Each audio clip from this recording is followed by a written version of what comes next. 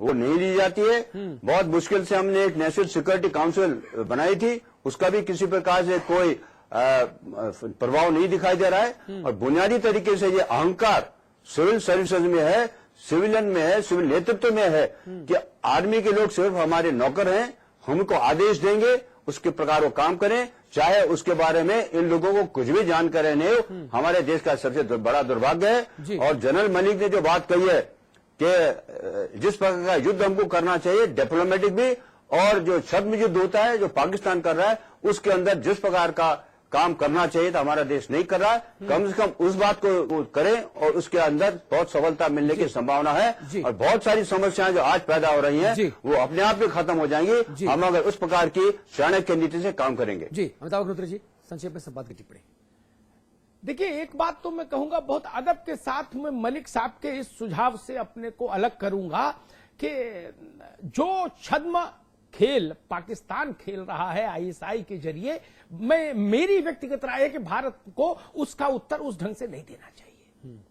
हमारा उत्तर निर्णायक होना चाहिए। एक असफल राष्ट्र की शैली, एक सफल राष्ट्र की शैली एक सी नहीं होनी चाहिए।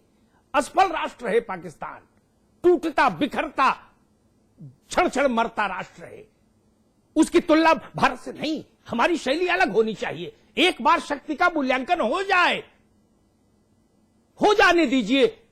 बहुत पहले मुझे याद है कारगिल के समय में मैंने एक अध्ययन किया और तमाम साइंटिस्टों से मिला और मैंने ये जानने के मूल सवाल जानने की कोशिश की जो हिंदी भाषी भारत के आम लोग समझ पाए, जो सेना नहीं जानते, जो विज्ञान नहीं जानते। मैंने उनसे बेसिक सवाल पूछा बहुत सारे लोगों से कि भाई साहब मान लीजिए, सामान्य भाषा में बताइए, अगर परमाणु युद्ध हो जाए तो क्या तस्वीर बनेगी। मैंने कहा जनता को ये पहले समझ आए, इसी का भय बहुत है। वॉशिंगटन से लेके और नई दिल्ली और इस्लामाबाद तक इसी की घंटी बजती है कि दो न्यूक्लियर स्टेट लड़ेंगे तो दुनिया खत्म हो जाएगी। तो मेरी बहुत सरल भाषा में जो बात उस वक्त निकल के आई थी, उन देश के तमाम बड़े वैज्ञानिकों से चर्चा करने के बाद उसका एक लाइन में निकला था कि आधा भारत जाएगा तो पूरा पाकिस्तान राख हो जाएगा। ये स्थिति आखिर कब तक? एक तो तारीख तय कीजिए, एक तो मानक तय करेगा ना भारतीय नेतृत्व, यह नहीं करेगा, यह अनंत काल तक सिर कटी लाशें ढोता रहेगा देश। ये ठीक नहीं। और जहां तक जैसी बात मलिक साहब ने कही, डिप्लोमेसी तो हमने देखी, किस दरवाजे रोने नहीं गए, किस दरवाजे रोने नहीं गए। वो बड़ा दरवाजा मुझे बता दीजिए दुनिया का जहां हिंदुस्तान रोने नहीं गया। चिट्ठी लेके अमेरिका के दरवाजे, जापान के दरवाजे, फ्रांस के दरवाजे, गली गली मोहल्ले मोहल्ले जाके कहा कि देखो भाई साहब ये छोटा भाई हमारा हमको मार रहा है। जाने कितने टेप दिए, कितने डोजियर दिए। किसी आपका दर्द दूसरा दूर नहीं करेगा मलिक साहब, अपना दर्द खुद दूर किया जाता है। और अमेरिका को शक्ति सर्वत्र पूजते। आपका दर्द अगर ये सोचे कि हम जाके रिपोर्ट लिखा देंगे ओवल ऑफिस में वॉशिंगटन डीसी के और फिर ओबामा साहब आएंगे और कहेंगे हाँ भाई कौन कौन शरारत कर रहा था, खड़े हो जाओ बेंच पे, ऐसा नहीं होगा। ओबामा का भी हित वहां निहित है पाकिस्तान में। पाकिस्तान की भू सामरिक स्थिति को समझना होगा। पाकिस्तान की भू सामरिक स्थिति, उसको पाकिस्तान इतना छोटा असफल मुल्क, वो चीन को ब्लैकमेल करता है, वो वॉशिंगटन को ब्लैकमेल करता है, सिर्फ अपनी भौगोलिक स्थिति के कारण। इस सत्य को भी समझना होगा। कौन सुनेगा हमारी? एक बार निर्णायक बात होनी चाहिए और ये नहीं होना चाहिए कि कोई लाहौर बस लेके जा रहा, कोई समझौता एक्सप्रेस चला रहा, कोई मुशर्रफ के लिए बिरयानी बनवा रहा।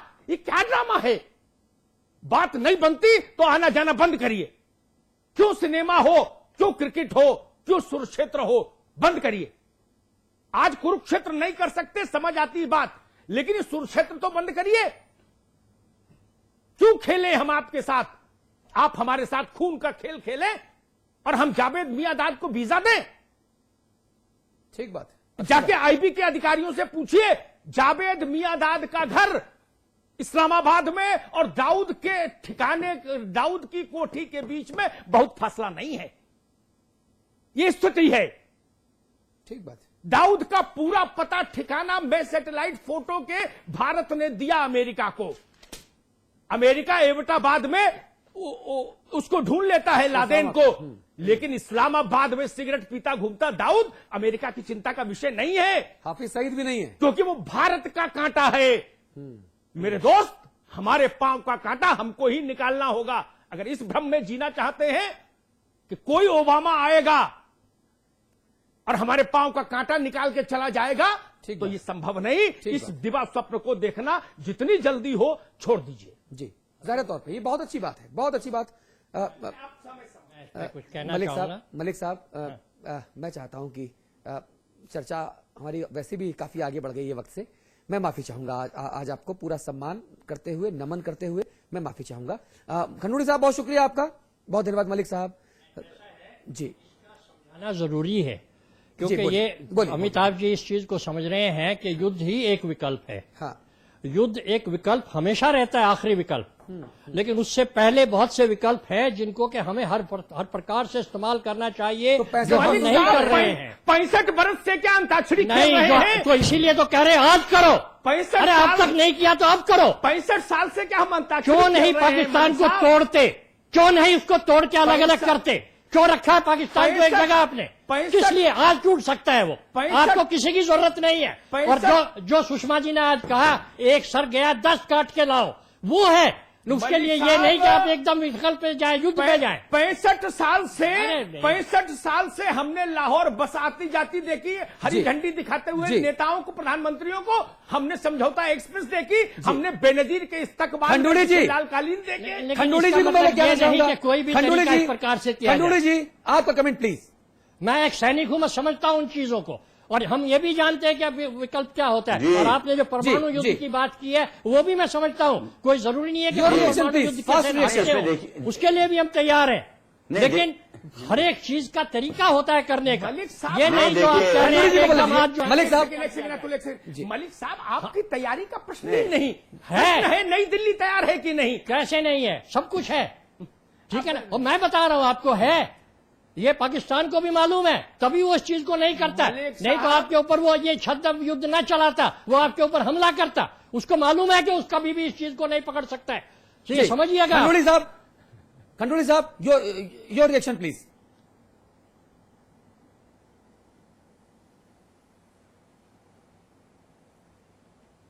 जी, ऐसा है, ये जो चर्चा विषय है, मैं नम्रता से ये कहना चाहूंगा पूर्व वक्ता को कि जो उनके मन में लड़ाई युद्ध की कल्पना है, प्रॉक्सी वार भी अपने आप एक लड़ाई है।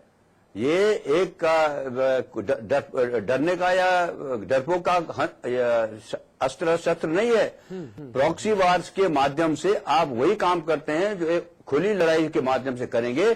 सिर्फ उसमें इस प्रकार का जो खतरा रहता है, नुकसान रहता है, उसको बाद में देखा जाता है। इसलिए मैं उनसे प्रार्थना करता हूं कि समझें कि हम प्रॉक्सी वार इसलिए नहीं कर रहे हैं कि युद्ध से लड़ने में डरते हैं।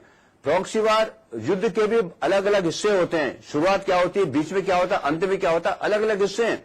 और प्रॉक्सी वार जो है अंतर्राष्ट्रीय स्तर पर सभी देश करते हैं। ऐसा नहीं है कि अभी जो एटॉमिक वेपन्स बन गए हैं, तो एक समय था जब अमेरिका और रशिया दोनों एटॉमिक वेपन्स थे, लेकिन उसके बावजूद भी आपस के अंदर एक दूसरे को कमजोर करने के लिए, एक दूसरे की शक्ति को क्षीण करने के लिए अनेकों हथियार इस्तेमाल होते हैं। उसमें प्रॉक्सी वार भी एक है। जो जनरल मलिक ने जो बात कही है, वो इसलिए कहा है कि हम उस स्तर पर आने पर, युद्ध के स्तर पर आखिरी आ सकते हैं। युद्ध आखिरी विकल्प है, इसमें तो कोई शंका है नहीं। लेकिन उस विकल्प से पहले अगर हम दुश्मन की शारीरिक शक्ति, मानसिक शक्ति, सैनिक शक्ति कमजोर कर सकते हैं, तो उसको करने में कोई नुकसान नहीं है, मेरा मानना है। और इसलिए प्रॉक्सी वार जो है और छद्म वार जो इसको कहा जाता है, वो भी युद्ध का एक हिस्सा है, और उसको करने में किसी प्रकार का नुकसान नहीं होना चाहिए। युद्ध को हम बंद नहीं कर रहे हैं, युद्ध का विकल्प हम खत्म नहीं कर रहे हैं, लेकिन उससे पहले बहुत सारी चीजें होती हैं, डिप्लोमेटिक लेवल पे होती हैं, पॉलिटिकल लेवल पे होती हैं, और सेना के लेवल पे होती हैं। और ये जो प्रॉक्सी वार है, इसके बहुत अच्छे नतीजे होते हैं। पाकिस्तान ने इतने सालों में हमारे साथ प्रॉक्सी वार करके ही हमको बहुत ज्यादा नुकसान पहुंचाया है। जी, चलिए। खंडूड़ी साहब, बहुत शुक्रिया आपका। मलिक साहब, बहुत धन्यवाद आपका। अमिताभ अग्निहोत्री जी, मैं चाहूंगा कि 20 सेकंड में आप संपादकीय टिप्पणी जरूर करें दोबारा से, क्योंकि ये परंपरा है, शो का फॉर्मेट है। जी नहीं, देखिए, एक तो बात मलिक साहब या खंडूरी साहब की नहीं हो रही है। सेना के अधिकारी और सेना के जवानों पर सवाल नहीं है। मेरा सवाल है रायसीना हिल से। मेरा सवाल भुवन चंद्र खंडूरी जी या मलिक साहब से नहीं। और मैं ये भी जानता हूं कि सेना अध्यक्ष भी फैसला नहीं ले सकता। मैं जानता हूं मैं जानता हूं वायुसेना अध्यक्ष कुछ भी बोले फैसला नहीं ले सकते, फैसला वही लेंगे जो रायसीना हिल में बैठे हैं। इसलिए जब मैं एड्रेस करता हूं तो मलिक साहब को नहीं करता। ठीक बात है। मैं भारत की हुकूमत हिंदुस्तान को एड्रेस करता हूं। ठीक बात है। और फिर मैं वही सवाल छोड़कर जाऊंगा इस देश के सामने। पहली बार ऐसा हुआ क्या कि सरकटी लाश आई है? प्रॉक्सी वार का कोई इतना गोपनीय रहस्य था जो आज समझ में आएगा क्या हुकूमत को? ठीक बात है। जिस दिन से आप प्रॉक्सी वार झेल रहे हैं 50,000 से ज्यादा सैनिकों की कुर्बानी हो गई इस देश में। 3 दशक से ज्यादा समय हो गया खून की होली खेलते खेलते। जी। अभी तक आप क्या माला जप रहे थे? क्या कर रहे थे? हर दल की सरकार आ गई, रविदास मेहरोत्रा की सरकार भी रह ली, लक्ष्मीकांत वाजपेयी की सरकार भी रह ली, कांग्रेस की सरकार भी रह ली, तीसरी धारा और चौथी धारा की भी सरकार रह ली, इंद्रजीत गुप्ता भी गृह मंत्री रह लिए। कोई बचा है क्या? जो बचा हो वो बोलने का अधिकारी है कि हां हमने 2-2 हाथ किए थे। बताइए कोई है क्या? किसी का चेहरा इतना उज्जवल है क्या जो ये कहे? आप छद्म युद्ध में भी कोई निर्णय नहीं, कोई परिणाम नहीं दे पाए। आप इनकी कूटनीतिक पहले भी हमने असफल होती देखी। तो जब हमने आपकी योग्यता टेस्ट कर ली, इसलिए मैं कहता हूं कि युद्धम देहि। अगर कोई दूसरा विकल्प नहीं कर सकते आप और अंतिम विकल्प ही बचता है तो फिर अंतिम विकल्प पर बहुत सोच मत करिए, क्योंकि आपकी क्षमता कुशलता हमने देख ली। प्रॉक्सी वार में आप निर्णय नहीं करा पाए। जी 65 वर्ष कोई बहुत छोटा समय भी नहीं होता मेरे दोस्त। आप किसी भी ढंग से, और आप ऐसा भी नहीं कर पाए कि ओबामा आपके साथ इस्लामाबाद जाने को तैयार हो जाए। ठीक बात है। हमने देखा हिलेरी क्लिंटन नई दिल्ली में जो प्रेस कॉन्फ्रेंस करके जाती है, उल्टा वहां बोलती है। 45 मिनट की फ्लाइट में जब वो इस्लामाबाद उतरती है तो उसकी भाषा बदल जाती थी। किस लिए? ऐसा नहीं होना चाहिए। जी। हमने दोनों स्तरों पर आपकी हुकूमतों की असफलता देखी। इसलिए मैं कहता हूं कि इस देश के स्वाभिमान को पददलित मत करिए। ठीक बात है। ठीक बात है। मलिक साहब बहुत धन्यवाद। खंडूरी साहब बहुत शुक्रिया आपका। रविदास जी, लक्ष्मीकांत जी, आप दोनों हमारे साथ बने रहेंगे। एक ब्रेक ले रहे हैं। ब्रेक के उस पार खबर उत्तर प्रदेश से है। उत्तर प्रदेश में महिलाओं का मान मर्दन लगातार होता जा रहा है और आज की आज शाम में 3 ऐसी घिनौनी शर्मनाक वारदातें हुई हैं जो यूपी सरकार के मुंह पर एक के बाद एक 3 करारे तमाचे हैं। इस पर होगी बात, तुरंत लौट के आते हैं।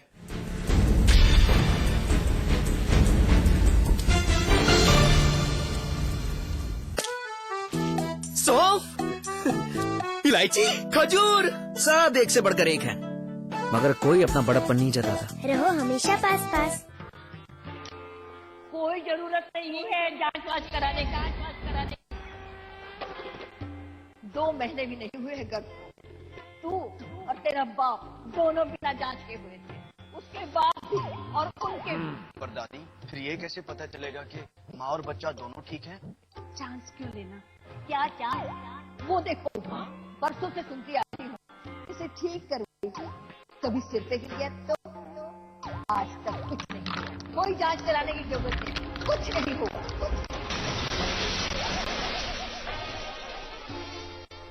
बहू जांच करा ले। प्रसव के पहले माँ की कम से कम 4 बार जांच अवश्य कराएं। ये सेवाएं बिल्कुल मुफ्त है। चांस क्यों लेना है, चांस क्यों लेना। मैंने छत की भी मरम्मत करवा दी, आखिर चांस क्यों लेना?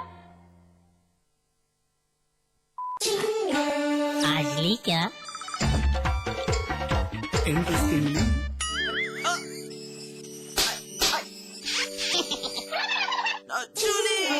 रिफ्रेशिंग मिनी गम। आज ली क्या? माँ और नवजात शिशु के स्वास्थ्य की सुरक्षा प्रसव पूर्व, प्रसव दौरान और प्रसव उपरांत करते हम रक्षा। प्रसव पूर्व से प्रसव होने तक निरंतर निःशुल्क पंजीकरण, निःशुल्क दवाइयाँ, जांच, आहार, रक्त, टीकाकरण, परिवहन व ऑपरेशन की सुविधा पाएं। प्रसव उपरांत जच्चा बच्चा को घर तक छोड़ने की निःशुल्क व्यवस्था, 1 माह तक के बीमार शिशु का निःशुल्क उपचार। गर्भवती माँ और नवजात शिशुओं के अच्छे स्वास्थ्य के लिए समर्पित ये कार्यक्रम न केवल सुरक्षित प्रसव का आश्वासन देता है, बल्कि नवजात शिशु मृत्यु मृत्यु दर को भी कम करने को आशान्वित करता है। इस कार्य में आशा बहन प्रसव पूर्व से प्रसव उपरांत तक निरंतर सहयोग करती हैं। आशा बहन से संपर्क कर प्रसूता को स्वास्थ्य केंद्र लाएं और उत्तराखंड का भविष्य निरोगी बनाएं। केंद्र सरकार के पूर्ण सहयोग से उत्तराखंड राज्य सरकार द्वारा जनहित में क्रियान्वित जननी शिशु सुरक्षा कार्यक्रम, जननी और नवजात शिशु का सुरक्षा कवच, मजबूत इरादे संकल्प महान, उत्तराखंड की नई पहचान। बहन जी के इस जन्मदिन के शुभ अवसर पर हम सारे कार्यकर्ता उनको दिली मुबारकबाद पेश